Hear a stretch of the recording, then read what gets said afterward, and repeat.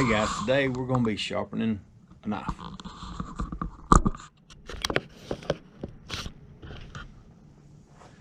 Start out showing some of my stones. I've had these for a lot of years. They're okay. I don't even know what grit they are, probably 400 grit. This has got two different grits, one on each side. Absolutely crap. And you got a diamond stone. You can get these at Walmart, $5, $6, $7. This is a Lansky sharpening kit.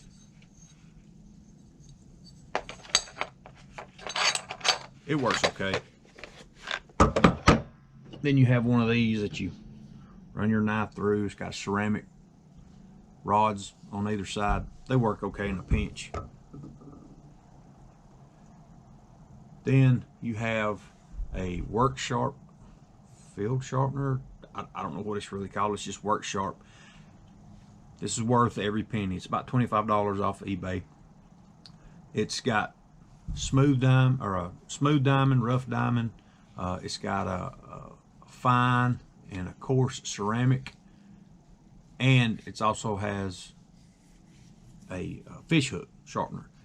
Right here is for serrated, and it has a leather strap on the back. This right here is worth every penny.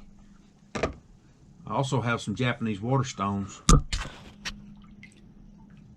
Have 3,000 grit on one side, 8,000 grit on the other. You have to let them sit in water for about an hour. This one is a 2,000 grit on this side and a 5,000 grit on this side.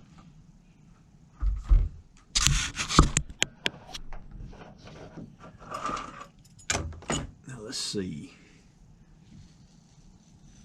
It's not taking any hair off. Just dry skin.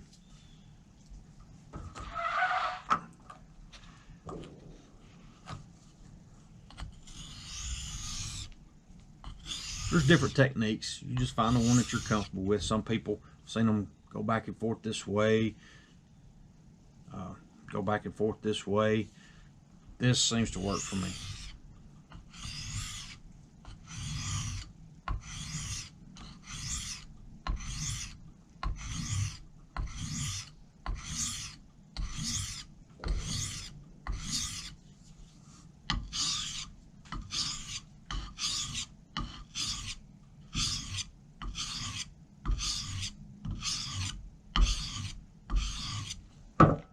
Now we'll turn it over on the finer grit.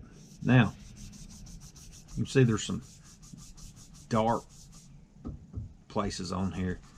That is the stone taking the metal off of the blade, which that's what it's supposed to do. It's doing its job. See, you can see the water turn a little dark right there.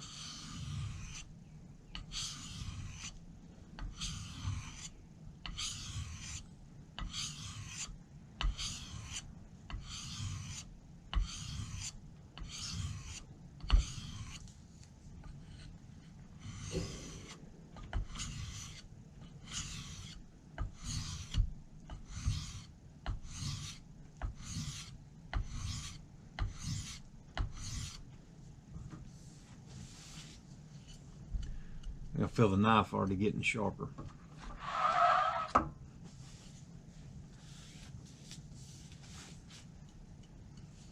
me see.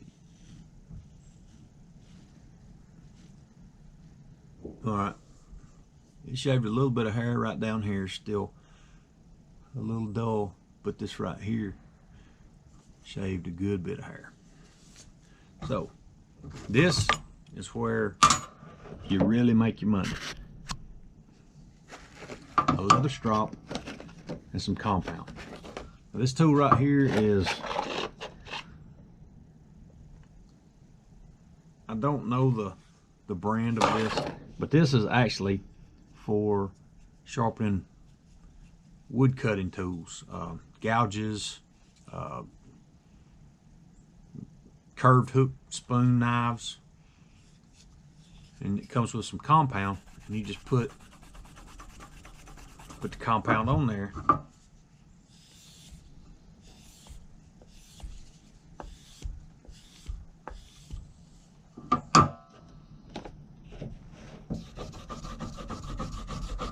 put it on a leather strap. Now, I've worked with knives all day long and come in and just run them across the strop, nothing else, and get them razor sharp again.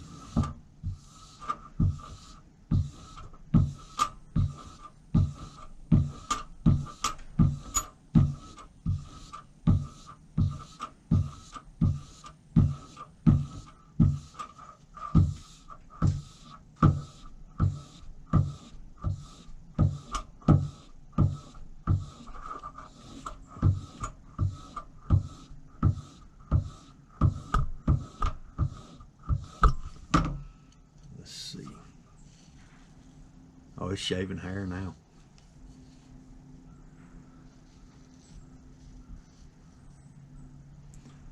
Well, it didn't make a clean cut all the way down.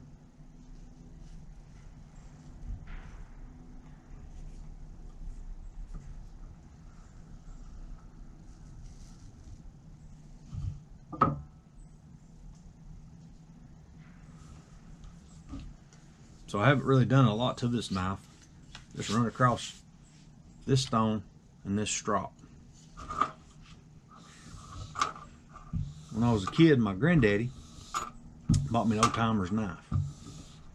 And of course, like most kids do, we lose them. And he got me a old stone, one of these old $5 crappy Walmart stones, probably 200, 400 grit. And I could sharpen that knife and get it to where it would cut hair. Well, as I got on up a little bit older, 10, 12 years old, I quit carrying a knife. And I forgot how to sharpen a knife. When I became a teenager, I started carrying the big Rambo knives and the cheap Walmart knives from China that ain't worth the shipping and handling that it costs to get them here. And I could not sharpen a knife to save my life.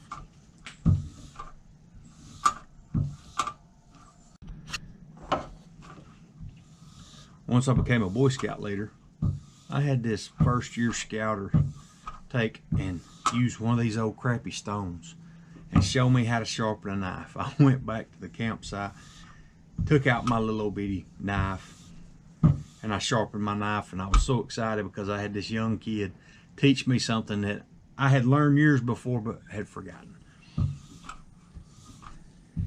And that reminded me of when I was a kid, and my granddaddy, he would come in, he was a man of few words, and he would come in and he'd take his old timer knife, and his technique was to just do like this right here. Go round and round and round and round. And it worked, it did. But his old timer knife went from that wide to that wide. He used that knife to put mayonnaise on bread, to cut tomatoes, to clean his toenails, to take out splinters that he had in his hand. And my uncle reminded me that my granddaddy was a man of few words, and he wouldn't hardly say anything, but when he did say something, he'd said it all. He reminded me of the grandpa on the Waltons TV show. Not the outgoing part, but just the words of wisdom and the knowledge that he had rolling around in his head. And I remember one time somebody was saying something that was just a bunch of gibberish, and all he said was yep. And that said it all right there. Everybody understood what my grandfather was talking about. And he would say these things, and I didn't understand as a kid. That just made no sense to me whatsoever then. He would say, pass and repass, or it is what it is. He's gone on home now. And if I come in and I have a bad day, I get out my knife sharpening kit, and I just sit and I'll sharpen a knife.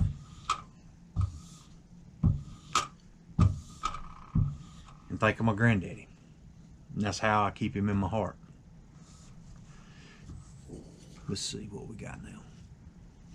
I gotta be careful there.